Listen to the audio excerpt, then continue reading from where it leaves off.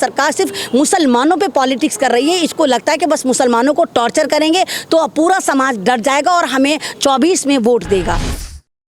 Election जीतने के लिए कभी ये मणिपुर बनाते हैं, कभी ये मेवात बनाते हैं, कभी ये राजस्थान बनाते हैं, कभी उत्तर प्रदेश बनाते हैं, कभी ये दिल्ली बनाते हैं। यानी इनको लगता है कि हमें जीतने के लिए मात्र सिर्फ दंगे भड़काने पड़ते हैं। देखिए, ना तो यहाँ पर हिंदू खतरे में है, ना यहाँ मुसलमान खतरे में है, या गद्दी खतरे में है, यहाँ कुर्सी खतरे में है, यहाँ पर ये आतंकी ग्रुप खतरे में है। जिस तरह से आप लोग नूह हिंसा को लेकर कई खबरें सुन रहे हैं कि नूह में आखिर हुआ क्या, मेवात में आखिर हुआ क्या, क्यों जो है वहाँ पर हिंसा भर के, दंगा भर के जिस तरह से ब्रजमंडल शोभा यात्रा निकला, आखिर किसके वो बयान थे, किसके वो शब्द थे जिन्होंने जो है जानबूझकर एक समुदाय को उकसाने का काम किया। इस वक्त हमारे साथ मौजूद है सोशल एक्टिविस्ट ऐमन रिजवी जी।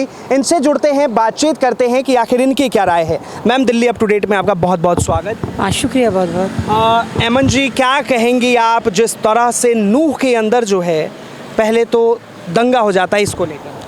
देखिए, मैं अपनी बात का आगाज़ यहीं से करूँगी। लश्कर भी तुम्हारा है, सरदार भी तुम्हारा, लश्कर भी तुम्हारा है, सरदार भी तुम्हारा, तुम झूठ को सच लिख दो, अखबार भी तुम्हारा। इस दौर के फरियादी जाएं तो कहाँ जाएं, इस दौर के फरियादी जाएं तो कहाँ जाएं, इंसाफ भी तुम्हारा है, कानून भी तुम्हारा। आपने जैसे कहा कि मेवात है, नूह है, फरीदाबाद है, गुड़गांव है, तमाम ऐसी जगह हैं जो शर्मसार कर देती हैं। ऐसी विजुअल, ऐसी वीडियोस, ऐसी क्लिप्स जो हैं वो व्हाट्सएप ग्रुप पर, तो इंस्टाग्राम पर, तो टेलीग्राम पर, तो फेसबुक पे हर जगह वायरल हो रही हैं और वहाँ दिखाया जा रहा है कहीं ना कहीं वहाँ पर इंसानियत जो है वो शर्मसार नज़र आ रही है। मतलब इंसान जो है वो इंसान के ऊपर चढ़ रहा है, मारने के लिए चढ़ रहा है, तलवारें लेके भाग रहा है, जय श्री राम के नारे लग रहे हैं। और एक धर्म की यात्रा, जिसको कह रहे हैं कि धर्म की यात्रा थी, अगर वो धर्म की यात्रा थी तो उसमें अधर्मी कहाँ से आए? आप बताइए, धार्मिक यात्राओं में कहाँ थी त्रिशूल तलवार जाता है? एक धार्मिक यात्रा जो होती है ये वो पीसफुली यात्रा होती है। उसमें आप ये तो नहीं कहेंगे कि मुल्लों को मज़ा चखाएंगे, मिनी पाकिस्तान बनाकर बैठे हैं, पाकिस्तान की वीज़ा कटाएंगे और हम आ रहे हैं, तुम्हारा जीजा आ रहा है, फूल लेकर तैयार रहना, माला लेकर तैयार रहना। तो ये चीज़ें ऐसी थी कि वहाँ पर उकसाया गया था। ऐसी वीडियो भी है मेरे भाई जहाँ पर कहा गया है कि मेवात को चारों तरफ से घेर लो, किसी को यहाँ से भागने नहीं देना, इस बार जिहादियों को मज़ा चखाएंगे। तो ये फिर यात्रा नहीं थी। सवाल तो एडमिनिस्ट्रेशन पे उठता है। सवाल वो जो वीडियो आप देख रहे थे, वो वीडियो हम जैसे मामूली लोग देख रहे थे, वो वीडियो फेसबुक पर वायरल हो रही थी, वो वीडियो व्हाट्सएप पे चल रही थी, तो वो वीडियो शासन प्रशासन के पास क्यों नहीं आई? वो मोनू मानेश्वर, जिसको शासन प्रशासन ये कह देता कि नहीं। रोकना चाहूँगा, जिस तरह से आपने बात की कि त्रिशूल, तलवारें, तमाम चीज़ें निकली, तो मैम इस तरह से तो ताजिया में भी निकलता है। देखिए, ताजिया में तीर त्रिशूल तलवार नहीं निकलते। अगर आपने देखा हो, ताजिया जो होता है मातम होता है। मातम यानी अफसोस। अफसोस कब होता है? जब हज़रत इमाम हुसैन को करबला में शहीद कर दिया गया था, यानी कत्ल कर दिया गया था, तो उसका लोग अफसोस करते हैं। अफसोस करने में अपनी छाती पीटते हैं कि हाय या हुसैन करते हैं। तो उसमें तलवार का भी मातम होता है। वो तलवारों से खुद को मारते हैं। अच्छा। अपने आप को लहूलुहान करते हैं। वो ये नहीं कहते कि हम हिंदुओं को मारेंगे, वो ये नहीं कहते हम आदिवासी को मारेंगे, वो ये नहीं कहते कि हम मणिपुर में कुकी ग्रुप को मारेंगे, वो ये नहीं कहते कि हम दलितों को मारेंगे। वो अपने आप को टॉर्चर करते हैं और वो उस दर्द को फील करते हैं, क्योंकि तलवारों से ही शहीद करा गया था। जब हज़रत इमाम हुसैन को शहीद करा गया था तो वहाँ पर तलवारों से और तीरों से शहीद करा गया था। तो वो तलवार का मातम अपने आप को करते। अगर आपने शायद देखा हो, पीछे पीछे एम्बुलेंस चलती है, अगर कोई ज़्यादा ज़ख्मी हो जाता है तो उसको फ़ौरन ले जाकर मेडिकल उसको फैसिलिटी दी जाती है। तो ताज़ियों का आप इससे मुकाबला नहीं कर सकते। और कोई आपने कब देखा कि मुहर्रम से पहले कोई मुसलमान ये कह रहा है कि हम आ रहे हैं, तुम्हारा बाप आ रहा है और क्या नाम है, तुम्हें ऐसा सबक सिखाएंगे या तुम पाकिस्तान भगाएंगे? तो मुहर्रम का बिल्कुल कॉन्सेप्ट अलग है और इसका अलग है। हाँ। लेकिन कहीं ना कहीं जो है, क्या आपको लगता है कि एक वीडियो से जो है ये पूरा विवाद फैला? नहीं, तो वीडियो एक वीडियो थोड़ी है मेरे भाई। वो तो एक कोई एक दल्ला बेरंगी है, वो बुढ़ा है जो मतलब दादा की उम्र का, वो कह रहा है कि तुम्हारा जवाई आ रहा है, तू तो दादा की उम्र का है। तुम जैसे लोगों को तो इंसानियत का काम करना चाहिए। तुम जैसे लोगों को तो देश को एक करने का काम करना चाहिए, ना कि देश को बांटने का काम करना चाहिए। जब आप खुद कह रहे हैं कि मार देंगे, काट देंगे, तो मतलब भारत में इस वक्त माइनॉरिटीज़ कितनी खतरे में है। आप ही देखिएगा, कभी सरदारों पर हमले हो रहे हैं, कभी मुसलमानों पे हमले हो रहे हैं, कभी आदिवासियों पे हमले हो रहे हैं, कभी ईसाइयों पे हमले हो रहे हैं। आपने देखा होगा मणिपुर में किस तरह, मतलब जिस समाज की लड़कियों को हम कहते हैं कि ये देवियाँ होती हैं, और भारत एक ऐसा मुल्क है, दुनिया में एक ऐसा मुल्क है मेरा भारत, जहाँ पर महिलाओं को देवी बनाकर पूजा जाता है। भारत माता की जय।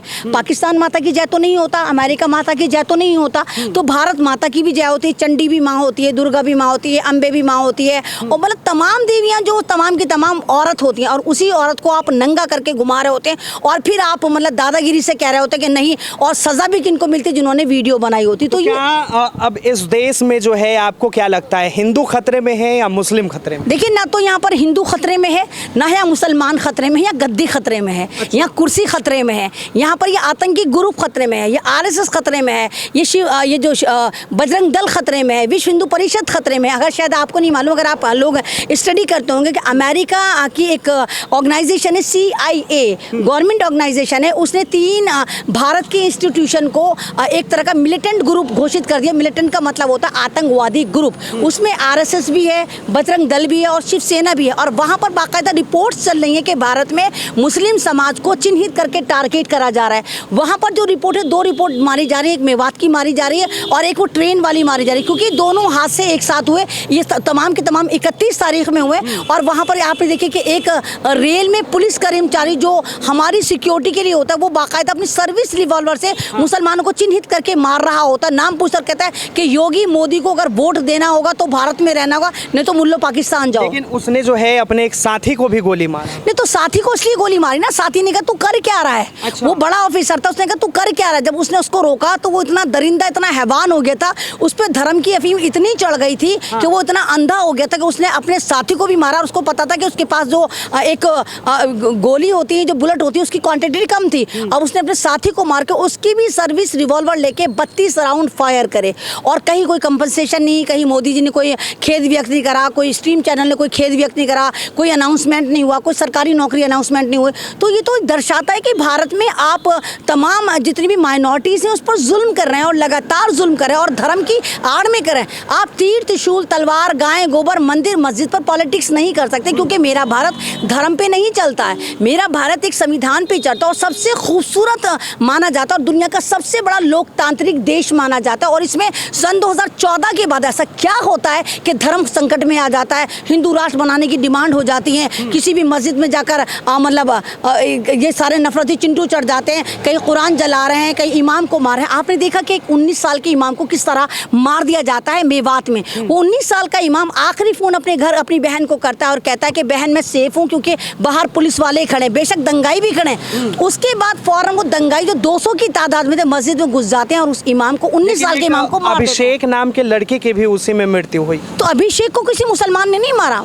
अभिषेक उस यात्रा में शामिल था, और इस यात्रा में जब ये फायर कर रहे थे, अंधाधुंध फायर कर रहे थे, तो गोली पे नाम नहीं लिखा होता। जनाब, अगर यहाँ पे सड़क पर गोलियां चलेंगी तो किसी न किसी के लगेंगी, और जाहिर सी बात है कि किसी के भी घर में आग लगाओगे तो अपना मकान भी जद में आएगा ना। लगेगी आग तो आएंगे कई मकान जद में, यहाँ कोई हमारा ही मकान थोड़ा ही है। तो अगर आप गोलियां अंधाधुंध मार रहे हैं, मंदिर के ऊपर आपने वीडियो देखी कि मंदिर के ऊपर से गोलियां दागी जा रही हैं, और जो गोलियां दाग रहे हैं वहाँ पर पहला मिलिट्री फोर्स खड़ी हुई है, पुलिस खड़ी हुई है। तो मुझे तो ये समझ में नहीं आती वो कौन सा भारत है जिसका निर्माण कर रहे हैं, वो कौन सा नव निर्माण कर रहे हैं, जहाँ पर आपने नरभक्षी बना दिया समाज को, और एक दूसरे के खून के प्यासे हो गए हैं आप। कुछ लोग तो कह रहे हैं कि अब जो है हरियाणा में जो है जिस तरह से ये घटना सामने आई, योगी जी को यहाँ आना चाहिए। नहीं, योगी जी को आना चाहिए या दूसरों को आना चाहिए, तो मुझे तो समझ में नहीं आता कि संविधान तो आना नहीं चाहिए, लेकिन योगी जी को आना चाहिए। भारत योगी जी के नाम से नहीं चलता। या तो आप कहिए कि भारत के संविधान का नाम योगी है, भारत के डर का नाम योगी है, भारत के खौफ का नाम योगी है, भारत एक योगी नाम के ब्रांड से डरता नहीं। भारत संविधान से चलता है, और अगर संविधान से चलता है तो यहाँ पर संविधान को आना चाहिए, यहाँ पर कानून को आना चाहिए। और मज़े की बात यह है कि अब तक जितनी भी गिरफ्तारियाँ हुई हैं, जितनी भी FIR हुई, तमाम के तमाम मुस्लिम समाज पे हुई हैं। तमाम जितने वहाँ के लड़के हैं, बुजुर्ग हैं, वो गायब हो चुके हैं। वहाँ पर बच्चे भूखे मर रहे हैं, दूध नहीं है उनके पास, खाने को कुछ नहीं है, मवेशी उनके जानवर भूखे मर रहे हैं। और 13-13, 14-14 साल के बच्चों को पुलिस कस्टडी में उनकी हड्डियाँ पसलियाँ तोड़ी जा रही हैं, चटकाई जा रही हैं, और जबरन उनसे कहा जा रहा है कि हाँ कहो कि तुम ही मास्टर माइंड थे। जबकि अभी तक एक वीडियो ये रिलीज़ नहीं कर पाए जहाँ पर ये कहे कि हाँ मुस्लिम पक्ष ने हमारे पे फायर करा, हमारे पे हमले करे, हमारे पत्थर करा। सिर्फ बातों में कह रहे हैं पत्थर मारे, पत्थर मारे, पत्थर मारे। तो कोई तो, जब आप डिजिटल ज़माने में रहते, जब जब आपकी इतनी वीडियो वायरल हो गई, मोनू मानेश्वर की हो गई, वो बजरंगी अदरंगी की हो गई और दूसरे लोगों की हो गई, तो वो वीडियो कहाँ है जहाँ आप कह रहे हैं कि मुस्लिम समाज हमें मतलब हमारे पे हमला कर रहा था। तो ये समझ में आता है कि ये सत्ता के लोभी हैं और इलेक्शन जीतने के लिए कभी ये मणिपुर बनाते हैं, कभी ये मेवात बनाते हैं, कभी ये राजस्थान बनाते हैं, कभी उत्तर प्रदेश बनाते हैं, कभी ये दिल्ली बनाते हैं। यानी इनको लगता है कि हमें जीतने के लिए मात्र सिर्फ दंगे भड़काने पड़ते हैं। कल से जो है लगातार नूह के अंदर जो है बुलडोज़र की कार्यवाही चल रही है। अभी तक जो है 250 घरों पर जो है बुलडोज़र चली है। अब बताया जा रहा है कि वो जो है रोहिंग्या मुसलमान है, क्या कहें? नहीं, वो ही तो मैंने कहा ना, अगर आप देश को संविधान से चला रहे हैं तो यहाँ मामा का बुलडोज़र तो चाचा का बुलडोज़र तो भाई का बुलडोज़र नहीं होना चाहिए। या तो आप संविधान, आपको जल्दी किस बात की है? आप उन्हीं मुसलमानों के घर तोड़ रहे हैं जिनके चिराग आपने बुझा दिए। आप उन्हीं मुसलमानों के घरों को बुलडोज कर रहे हैं जिनके नौनिहालों पे आपने फर्जी FIR करके जेलों में ठूस दिया। आप उन्हीं मुसलमानों को घरों को डैमेज कर रहे हैं जिनकी जो औरतें हैं, बेटियां हैं, बच्चे वहाँ पर रह गए। आप उनका सरमाया लूट चुके हैं, उनकी दुकानों को जला चुके हैं, उनके मवेशियों को उठा चुके हैं। तो ये एक गलत कार्रवाई है। ये दर्शाता है कि सरकार कितनी डरी हुई और ये सरकार सिर्फ मुसलमानों पे पॉलिटिक्स कर रही है। इसको लगता है कि बस मुसलमानों को टॉर्चर करेंगे तो पूरा समाज डर जाएगा और हमें 24 में वोट देगा। मैम, एक आखिरी सवाल, जिस तरह से दिल्ली के नागलोई में ताजिया के वक्त हुड़दंग हुए, उस वक्त जो है कई जगह पे आपने देखी होंगी बस के कांच टूटे, तो क्या कहीं ये दंगा यहाँ से शुरू होकर नूह तक तो नहीं? देखिए, वो अगर आपने वो वीडियो भी विजुअली देखे हों तो आप ये देखिए कि ताजिए का जो जुलूस निकलता है ये एक पर्टिकुलर टाइम में निकलता है, मुहर्रम में निकलता है। एक ही बार निकलता है, ये तो नहीं कि बार बार कोई यात्रा निकलती है, एक ही बार निकलता है। अगर आप कांवड़ियों की यात्रा देखते हो तो कांवड़ियों के लिए अलग से सड़क को बना दिया जाता है, अलग से रास्ता दिया जाता है। आपने कभी सुना कभी किसी मुसलमान ने कहा कि हमें 2 महीने तक प्रॉब्लम होती है, 2 महीने हम ट्रैफिक जाम में फंसे? नहीं, उल्टा मुसलमान कांवड़ियों की आओ भगत करते हैं, उनके लिए भंडारे लगाते हैं, उनके लिए पूरा रुकने का साधन प्रोवाइड करते हैं।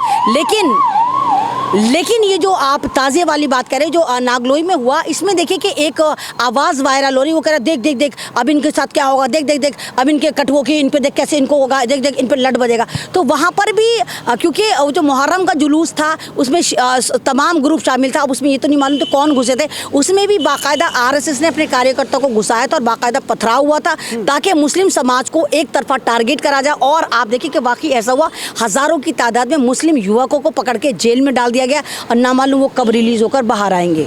आपके तरफ से रिजवी जी क्या मैसेज है देश के लिए, चाहे वो इस पक्ष के हो उस पक्ष के हो, नूह दंगे को लेकर आपका क्या मैसेज? देखिए, देश इस वक्त भगत सिंह को याद कर रहा है, देश इस वक्त पुकार रहा है, देश इस वक्त कह रहा है कि भगत सिंह बन जाओ। अगर वाकई देश को बचाना चाहते हो, इंसानियत को बचाना चाहते हो, संविधान को बचाना चाहते हो और भारत की गरिमा को बचाना चाहते हो तो चुप मत रहो, क्योंकि लगेगी आग तो आएंगे सभी मकान जद में। यहाँ कोई हमारा मकान थोड़ी ये वाली बात है कि आप एक हो जाइए। अगर वाकई आपको संविधान से मोहब्बत है तो सच को सच और झूठ को झूठ कहना सीखिए, जुल्म के खिलाफ बोलना सीखिए, क्योंकि मेरा भारत का जो संविधान है वो जब ही हरा भरा रहता है, जब आप पर जुल्म होता है तो आप उसका एहतजाज, आप उसका प्रोटेस्ट करें, आप उसके खिलाफ आवाज़ उठाएं। चाहे वो किसी भी कम्युनिटी पे जुल्म हो रहा हो, चाहे वो दलितों पे हो रहा हो, चाहे मुसलमान पे हो रहा हो, चाहे आदिवासी पे हो रहा हो, चाहे दलितों पे हो रहा है, खुदारा एक हो जाएं और ये सोचें हम सब भारतीय हैं। बहुत बहुत धन्यवाद। तो ये हमने तमाम जानकारी आप तक पहुंचाई, तमाम बातचीत की और रिजवी जी ने साफ तौर पे कहा है कि देश जो है किसी एक पक्ष से नहीं चलेगा, देश जो है हिंदू मुस्लिम करने से नहीं चलेगा, देश को चलाने के लिए संविधान की ज़रूरत है और संविधान से ही जो है ये भारत बदलेगा। तो फिलहाल के लिए इतना ही। कैमरा जर्नलिस्ट HD के साथ मैं Vinayak Kumar, Delhi up to date.